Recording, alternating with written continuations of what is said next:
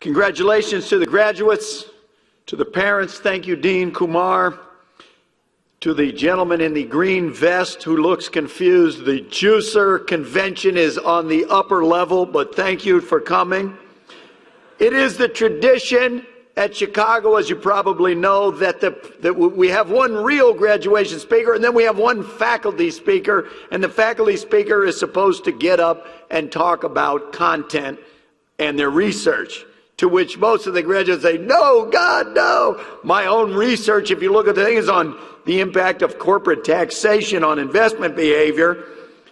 So the compromise we've usually sought is that it will only go for 8 minutes. So I will try to abide by the 8 minutes, but I threw the corporate taxes away. I figured that would not be conducive to celebration. So instead, they called me from the central administration to put in the program, and they said, what is the title of your address? And I said, the title of my address is, Are We Doomed? And the person said, I'm not making this up, I take it you're an economics professor. We're not the most optimistic people in the world. So the first question, the central question of economics is, compared to what?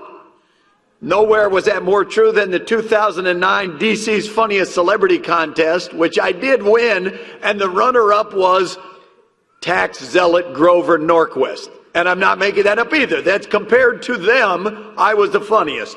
Compared to what would we ask, are we doomed? Well, I'd say compared to the following. In the year, it was either 99 or 2000 was the last time I spoke at graduation of the business school. The stock market was soaring. The internet was on the minds of our graduates and all the rage. I gave a speech about the internet economy. 6 months later, it was dead. 4 years previous to that, I was teaching micro. I gave a lecture about Bill Vickery, auctions, how he had something that he had done for the New York subway, how you could use it to figure out prices. About 8 days later, he won the Nobel Prize. And my class was overjoyed. You taught us this guy's thing, and then he won the Nobel Prize. That's amazing. 2 days later, he was dead. So I tell you, in 2014, the stock market is again raging. The internet is on the minds of our graduates, and we have another Nobel laureate from the Chicago Booth School this year. So when I ask you, are we doomed? It's time for you, if you're a graduate, if you're looking for a job, or if your name is Eugene Fama, put down the smartphone and pay attention, or this is going to be a real long week. What is the case for doom and for gloom? Well, we have massive debt. We had the worst recession of our lifetimes. There are no jobs. We've inherited a condition that's now being called the new normal, which is something like my grandma's old, you'll get nothing and like it. And now we come to find out that technology is replacing all of us. That there isn't a single job in America or maybe even around the world that cannot be replaced by a computer. We have seen lawyerless wills, driverless cars, jobless manufacturing. They are manufacturing in Japan a toilet seat that raises itself and lowers itself as you walk in. It's a smart toilet.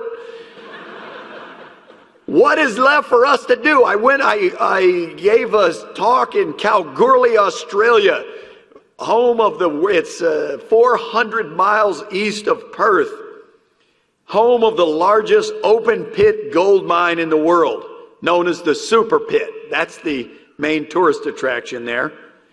And in the bottom of the Super Pit, there are giant trucks that have no drivers. There used to be 25,000 mining workers in the Super Pit. There are now 5. And those are the people who, they don't even drive the trucks. The trucks are driverless. And they zoom back and forth with loads of rock that they dump in vats of arsenic, which pulls the gold out and then dumps it out. The trucks move a quarter of an inch to the right each hour so that they don't wear a groove into the dirt. And I said, but I don't understand who drives the truck. Nobody works here? No, they said there's five guys driving the trucks, and for them it's like a video game, and actually they're in Perth. They're not even here. So are we doomed? I ask, are we on path to be mine workers in Kalgoorlie, Australia, in which technology fills everything that we do? Add on top of that you're not special. You think you're special. Dean Kumar told you that you're special. But the next year there will be 804 people that look just like you, sitting just in these same seats, and they'll be graduating. What is the advantage that you have over them? Only 1 year's first mover advantage, that's it. So if there are no barriers to entry, and if technology will replace us all, what will happen to us? Well, the first thing I'll remind you is that this has happened before in the world. If you ask people in 1910, what will be the job market of 2014 if 330 million phone lines exist, that people are carrying phones in their pocket and calling each other? They would have said, well, the job market of 2014, every man, woman, and child must be a telephone operator, pulling out cords and plugging them in. They can't possibly exist. How could there be 330 million phone lines? Well, other than the one woman whose voice is on Siri, American Airlines, the University of Chicago's information line, there's only one job for a telephone operator left in America. But the unemployment rate didn't go to 100%, even in the telecom sector. We created more than 75 million jobs, net jobs, and expanded the population more than doubled, and we're still doing okay. The key thing is that there isn't a fixed number of jobs, and what we've seen is that at the individual level, at the city level, at the national level, those with more skills and more education have done better. They weather the recessions better. I hear the baby crying. Even the babies with more skills, they weather the graduations better. The progress of technology, yes, has disruptive potential, but has also enabled far higher incomes and far higher productivity than anything we would have dreamed of before. I once asked Mert Miller, who passed away, was one of our other Nobel laureates. At some point, we're talking about computers, and I asked him, what was it like? He got to the university in 1961. And I said, when you were there and they had all the punch cards, if you wanted to run your programs, you had to do everything in a punch cards. If one thing went wrong, the cards flew everywhere. And he would tell me, oh, you could tell if it was working. You put your ear to the thing, and if it went shunk, shunk, shunk, shunk, shunk, then it was working. But if it went brrr, then you knew it was doomed. So I said, what did you think when you were running that? I mean, what an unbelievable pain in the rear that must have been. He said, you know what we thought? He said, I remember very well what we thought. With the cards, we thought, this is incredible. Look, all we have to do is punch these cards and the thing will do all the calculations for us. And that will be, in 20 years, the same thing we say about phones and about everything. If you, I don't know if you've seen the little video of kids introduced to the Apple II Plus, the original PC. And they show the kids, and they say, here, go ahead. And the kids look at it, they're like, where's the mouse? They're like, there is no mouse. It is, some of the kids type on the thing, internet. It just says error. They're like, what is this? And they go through, they say that they can't turn it on, there's no power button, they can't figure out what to do. And each of them says, this is terrible, this is the worst. And then one kid says, well, even this is better than Flappy Bird. And so if you look at the progress of computers, of video games, of technology in any field, you see dramatic improvement that even with driverless cars, if it replaces every taxi driver or commuter in America, eventually our incomes will be higher because we had productivity growth than if we had. It's a long-standing tradition to complain about the next generation and their technology, their music is all noise. The University of Chicago has one of the great ancient and Semitic language departments in the world. And I once talked to a guy in that department who studies cuneiform, which is the oldest writing in the world. And evidently the oldest writing in existence, some of it is accounting. So if you're going to be an accounting concentrator, know that you have the power of history behind you. So there are these log books. We had 40 bushels of wheat. We had this and that. And the rest of them are either love letters or parents bitching about their children. These people are so lazy, they'll never do anything. This generation is throwing it all away. So if your parents are telling you that, just ignore them. It's a long-standing tradition. I would say that at Booth, you're not doomed because you're going the right way. You're aiming the right way of history. That is skills, a commitment to entrepreneurship, innovation.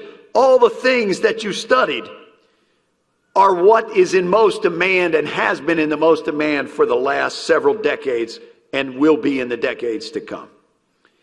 As I say, Booth is a place where brains came to work. You didn't come here to goof off. We drove you into the ground at several points in your career, and you know I'm right. Everybody's like, yes, that's right. But that's fine. You got us back. I taught class in the spring of this year. You got your senioritis back. I don't know, those last case problem sets, no one turned them in, and I'm going to get you for that. Someone asked me, I was at a gathering of some friends of mine who were on faculty at other business schools, and I said, Chicago's where brains come to work. And they said, well, what about Cambridge? I said, that's where brains go to die. And then they got mad. Oh, fine. That's where brains go to retire. And then another friend said, well, what about Palo Alto? I said, fine. Brains can go there to play golf. But they didn't come to work.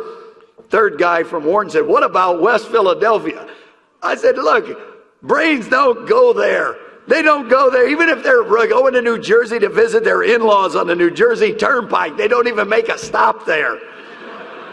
Now, he hasn't spoken to me since then, but I think it's true that you came to a place, you chose the place precisely because, I don't think it's because you didn't get in anywhere else. I think it's because you chose the place precisely because it wasn't just going to be a stamp of approval. You were going to go to a place where they're going to actually make you work. It's not that we taught you to think. You already knew how to think. It's that we made you think. We made you come there and do the work that's needed to be done to fill yourself with content so that you are not doomed as you go out in the world. Now, they told me I had to give you some advice. So before I close, I was going to give you some advice. I would advise you, the first thing I have written down here was, be yourself. But for some of you, that's the worst possible advice I could give. So I will say this. First, at least have some passing familiarity with economics. Even if it's just you remember, the central question of economics is compared to what? Fine. Because wherever you go, you're now a Booth graduate. So they're going to assume you know what you're talking about. And if you don't, you're going to look like the biggest idiot in the world. Second, take a risk. Take a risk on something. It could be small, it could be big. In my own life, in 1990, I was a student. I went to work Poland had just gotten rid of communism. I went to work for an economics professor in Poland. We went to Germany. The Berlin Wall had just fallen. I took a chisel. I knocked a chunk out of the Berlin Wall. It's still in the basement of my house. I somewhat regret that now. I found out it was filled with asbestos. That was the material, so that probably wasn't that smart. Later, I got to know a guy who taught over in the law school, who became president of the United States. I went to Washington. It was an amazing adventure. I wouldn't trade those risks for anything. Now, I'm not telling you take foolish risks. When I was in Poland, I came back. There was another guy who was there 3 months more than me. When he got back, I asked him, how was it? He said, it was kind of tough. I ended up having to get a root canal. I said, oh man, did you got a root canal in Poland? Yes, he said, and it worked out fine. The guy that was the dentist was actually from Canada. He'd moved back, and so I ended up getting it for half price. He had an anesthetic and everything. I said, well, and everything? What do you mean, and everything? How would you not have anesthetic when you got a root canal? He said, well, most of the dentists cannot afford anesthetic, so they give you an amnesiac. And I said, what is that? And they said, that's where you feel it, but you can't remember it. I said, what the heck? Look, hopefully to God, I never have to have a root canal with no anesthetic. But if that were to happen, don't give me an amnesiac. What, are you going to mistakenly be like, hey, that seems like a good idea, I'll do it again. Let you remember, never ever do that again. Okay, so that's a foolish risk to take. Don't take that risk, but other than that, take a risk. Fourth, go to your reunions. Again, if only because the people who go to the reunions are people who think they're successful. So if you don't go to the reunions, they're going to say, oh, that guy, he's probably a failure or committed a crime or something. Why isn't he at the reunions? And lastly, when you come back to the reunion, if you go to the Kovler Cafe and they had a turkey burger special at the grill on Monday, and then there's a turkey on Tuesday at the salad bar with the little thing where you're banging your face into it because it's the wrong height. And then by Wednesday, there's a turkey bean soup. And you come for your reunion on Thursday and serving turkey enchilada. Don't order the turkey enchilada. That's not different turkey. That's the same turkey. If you didn't order it, they're just moving it around. I got to know slightly in the campaign and in the government Warren Buffett. And Warren Buffett used to come in and he would quiz me. Not you, he would quiz other people the same quiz. He would say, what do you think the Dow was in 1900? And actually it turns out 1900 was our first graduating year. The business school began in 1898. So the graduates were there. And imagine the commencement. It's June of 1900. It turns out the answer to the quiz is that Dow was 50 in 1900. So now, take your pessimistic list of everything that is to go wrong in the world from graduation day 1900 to graduation day 2014. You got quite a list. You got world wars, you got flu pandemics, bank runs, Justin Bieber, and every other catastrophic thing that has happened. And you ask the graduates, and you say, what do you think the Dow is going to be in 2014? And they would say, maybe 60. Maybe 40. Justin Bieber's Believe is maybe the worst album of the century. It might be at 40. Well, the Dow, depending what happens in Iraq or the Crimea, the Dow is almost 17,000. Why? Because the innovative capacity of people is unbounded. And nothing has changed in the last 5 years to alter that fact. And that is why getting skills is the best possible thing you can do. We as academics do research on what you as business people do with your lives. So go do something, or else we're out of our jobs. So we need you to do that. I'm left with the words of Gary Becker, the late Nobel laureate, about one of his best friends, George Stigler, another Nobel laureate from Booth. Stigler passed away just before I joined the faculty in the mid-90s. And Gary said George was a crusty old guy. He said he was the type of person who woke up each morning and looked at himself in the mirror and graded himself a D. And then he would break out in a smile because he gave everyone else in the world an F. And so I will leave you with this thought. If you can survive the winter of 2014, you can do anything.